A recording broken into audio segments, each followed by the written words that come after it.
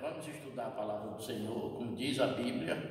A palavra de Deus é viva e eficaz e mais penetrante do que uma espada de dois gumes. Nesse momento agora eu quero ler a primeira epístola universal do apóstolo Pedro. 1 Pedro, o capítulo 1.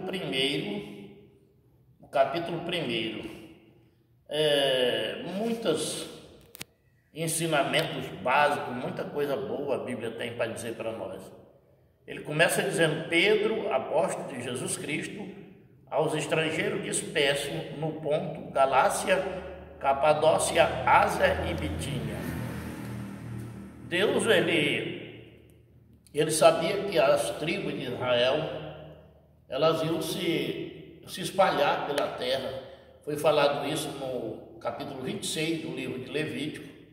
Deus falou que as tribos de Israel se espalhavam pela terra e depois Deus começava a juntar. No livro de Ezequiel, no capítulo de número 34, Deus, por intermédio do profeta Ezequiel, fala que essas tribos elas estão dispersas, estão como pasto de todas as feras, e até chega a dizer que uma parte da culpa é dos pastores que não cuidaram bem. E ele diz que ele mesmo vai cuidar das ovelhas do seu rebanho. No capítulo 10 do livro de João, ele diz que ele é um bom pastor e vai cuidar dessas ovelhas. Depois ele enviou, como ele disse, muitas pessoas que pregaram esse evangelho, que tentaram retardar essas ovelhas que estavam perdidas, rebanhar, trazer de volta. E Pedro é um dos tais, o homem que ficou com a chave do reino, que ficou com a responsabilidade de dar continuidade ao Evangelho de Cristo. No versículo 2 do capítulo 1 de 1 Pedro, ele diz: eleito segundo a presciência de Deus Pai, em santificação do Espírito, para a obediência à expressão do sangue de Jesus Cristo. Graça, Pai, vos seja multiplicada. Aqui Pedro diz que há uma necessidade de um novo Espírito, de uma nova forma da época da graça, da santificação do Espírito, para que o homem possa ser verdadeiramente filho de Deus. Como ele diz para Nicodemo no capítulo 3 do livro de João, nascido da água e do Espírito.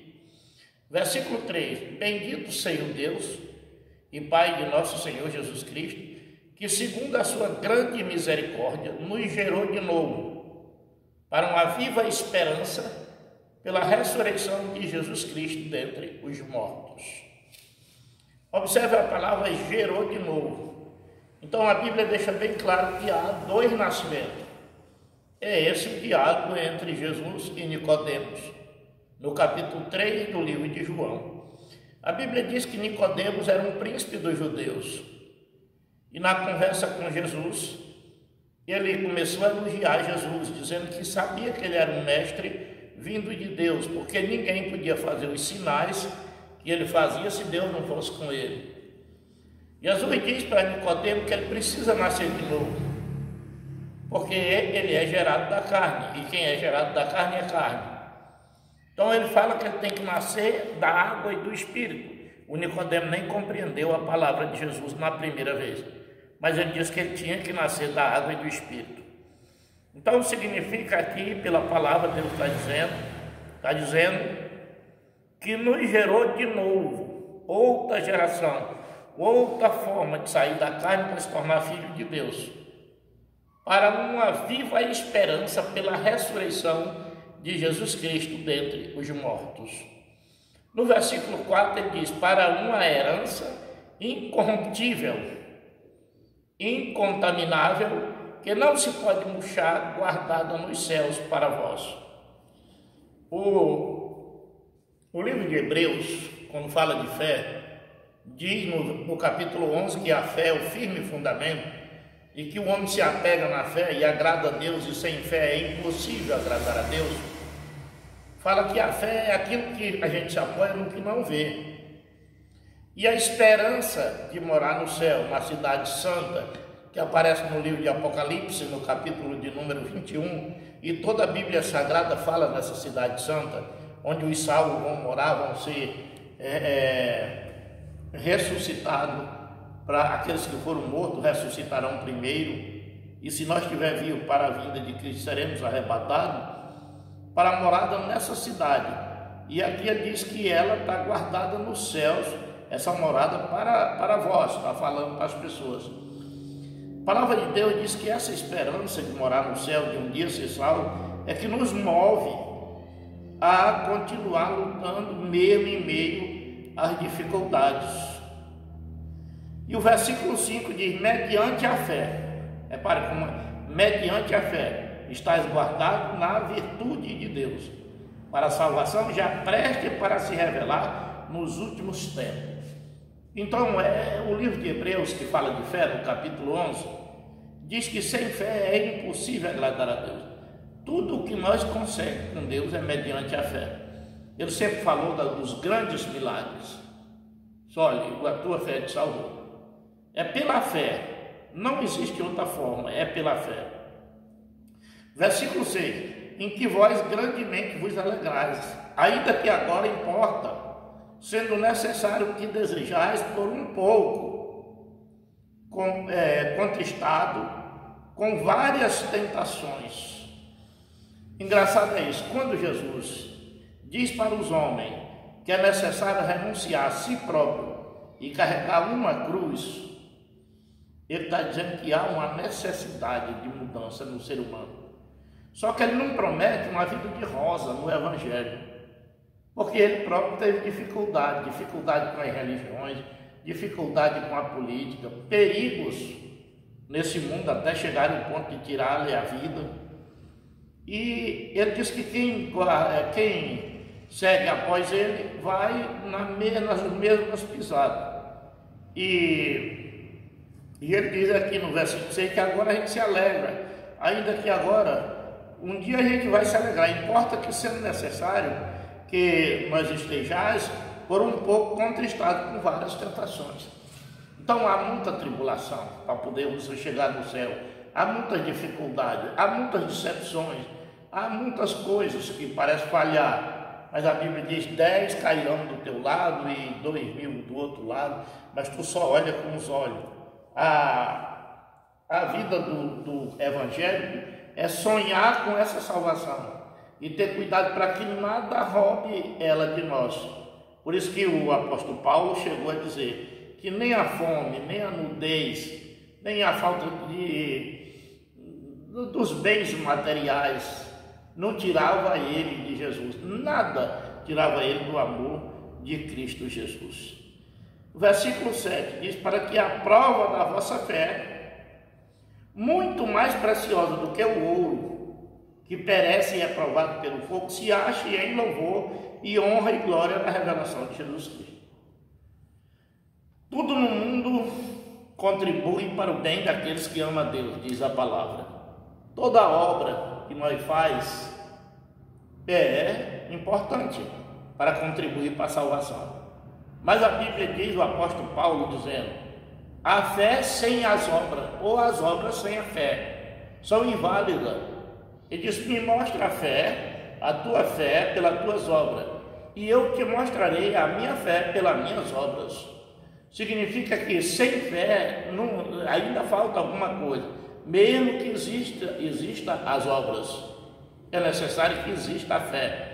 Essa palavra aqui de Pedro diz tudo o que Paulo quis dizer na outra epístola de Paulo, quando ele diz: para que a prova, 1 Pedro 1,7, para que a prova da vossa fé, muito mais preciosa do que o ouro, que perece e é provado pelo fogo, se ache em louvor e honra e glória na revelação de Jesus Cristo.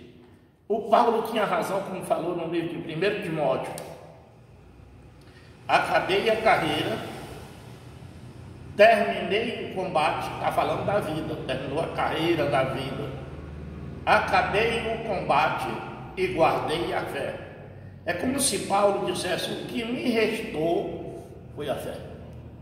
O mais importante de tudo: terminei a carreira, acabei o combate e guardei a fé. E agora eu estou esperando o justo juiz. Essa é uma certeza de salvação. que naquele dia me dará a coroa da vitória, não somente a mim, mas a todos aqueles que amam a sua vinda. Quer dizer, reparem, o que adiantou para Paulo, por exemplo, se ele tivesse tido uma vida de tribulação, como ele mesmo contou um testemunho, em perigo no mar, em perigo de salteadores no Evangelho, muitas vezes com fome, muitas vezes passou naufrágio em navios, que chegou a passar 3 noites na escuridão do mar, dia e noite, perdido. Mas todas essas dificuldades pareciam não valer a pena se a fé não estivesse com ele. É a fé que segurava ele, suportando todas essas tribulações. Por isso que ele disse: acabei a carreira, já estou me sentindo oferecido em aspersão de sacrifício, quer dizer, já chegou o fim da minha vida. E Deus já está me revelando que está se aproximando o meu dia, diz Paulo. Terminei a carreira, querendo dizer, acabou a minha vida. Combati o bom combate e acabei a carreira. E guardei a fé. E essa é a coisa mais essencial para a vida de qualquer um. Hoje eu quero dizer, nessa leitura da palavra, eu sei que esse vídeo vai ser compartilhado, que nós, evangélicos, não podemos de maneira nenhuma acabar a nossa fé. Porque as autoridades pediram pelo um plano de contingência, eles pediram para nós fazer o isolamento social. E nós moramos num país e o próprio Deus nos ensina a respeitar as autoridades. Nós não podemos dizer, não, nós evangélicos não vamos respeitar ninguém. Porque se Deus diz para nós que desse honra a quem tinha honra, respeitasse as autoridades, como que nós somos um exemplo para dizer para o nosso rebanho que ninguém respeita ninguém? Nós não podemos pregar e nem ensinar nessa prática. Então paramos e fizemos a nossa parte. Mas a importância maior é a fé, porque se nós fizermos toda essa prevenção e faltar a nossa fé, é um perigo, porque ela desagrada a Deus, e a Bíblia diz que sem fé é impossível agradar a Deus. Olhando para a palavra de Deus no capítulo 1 do livro de Marcos, versículo 40 e 41, a gente vai observar que na época de Jesus existia a doença que hoje é chamada racinismo. Naquela época eles chamavam mesmo lepra.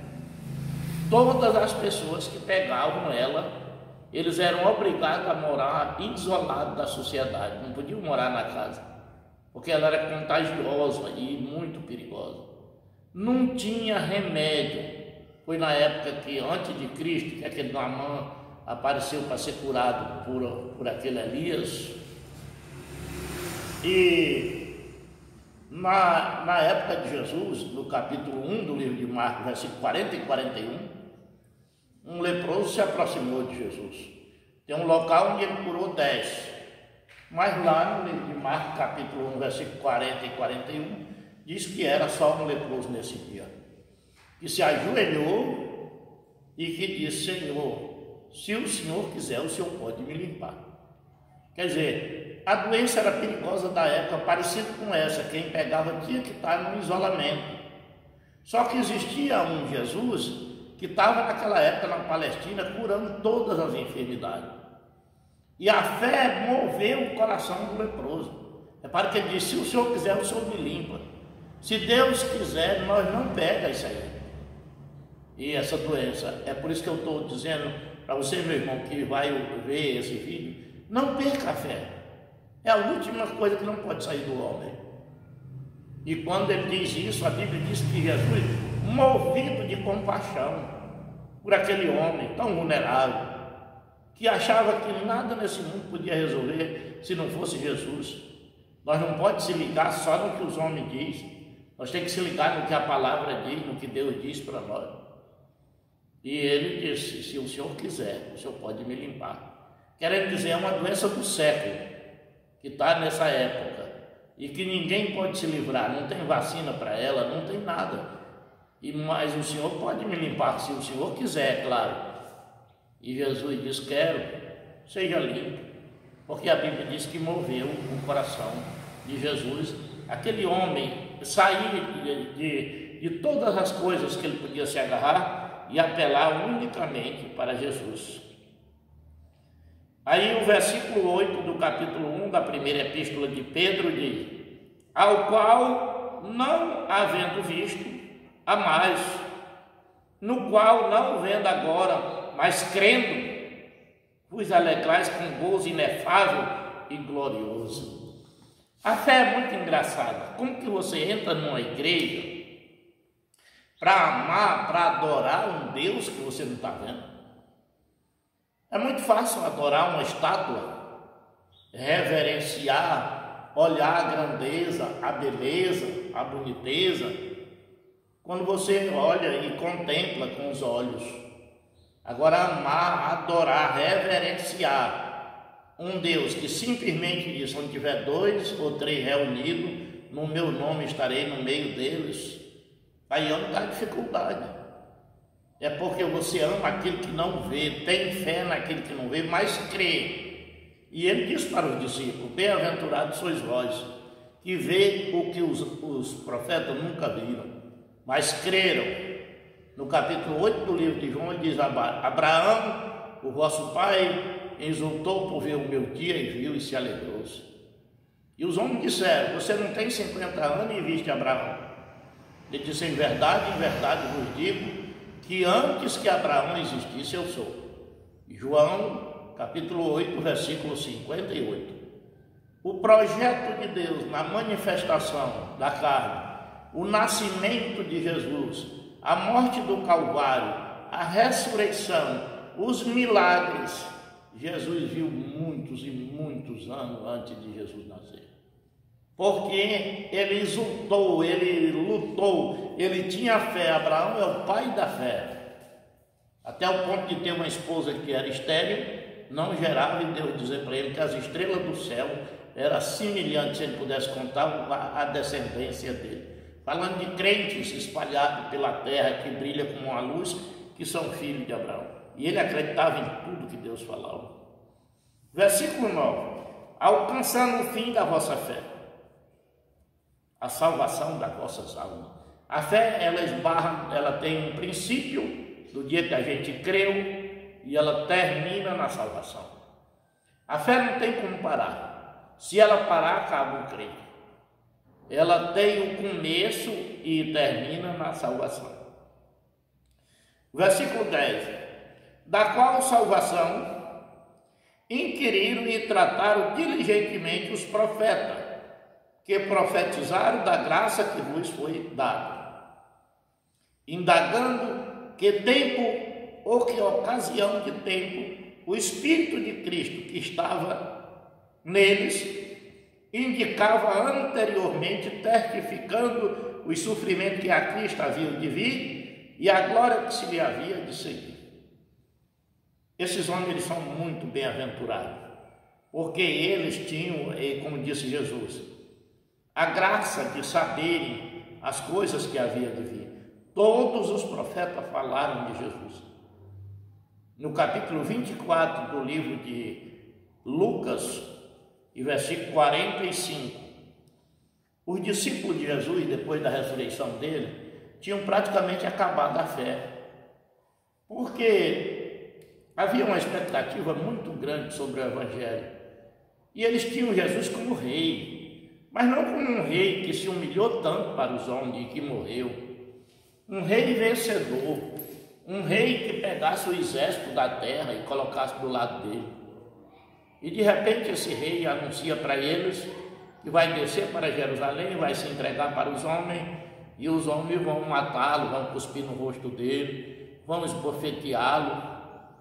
E isso aí trouxe para eles praticamente quase que como uma decepção. Eles conseguem, quem não viu porque não teve coragem, que correu, mas o Pedro ainda assistiu uma parte da tortura, aconteceu tudo como Jesus disse. Quando ele estava sendo crucificado, eles puderam observar de longe, todo o seu corpo estava cortado de chicotadas, ele estava sangrando muito, furado as mãos, os pés, e com coroa de espinho enfiado no couro e sangrando pelo rosto. Então esse daí parecia não oferecer mais nenhuma resistência, nem da salvação dele próprio.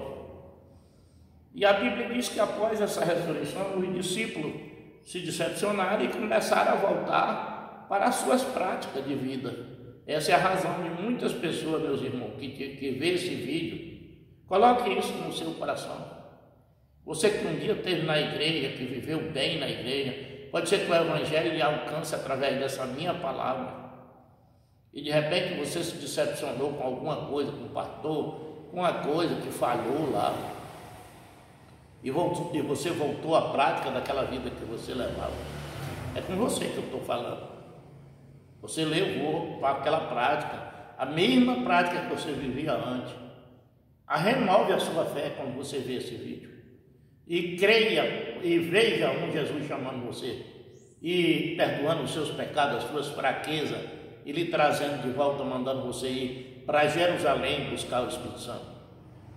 Observe a palavra de Deus, se tiver uma Bíblia perto de você, no capítulo 24 do livro de Lucas, do versículo 45, quando ele diz para os discípulos: vocês não sabiam o que de mim estava escrito em Moisés, nos Salmos e nos profetas?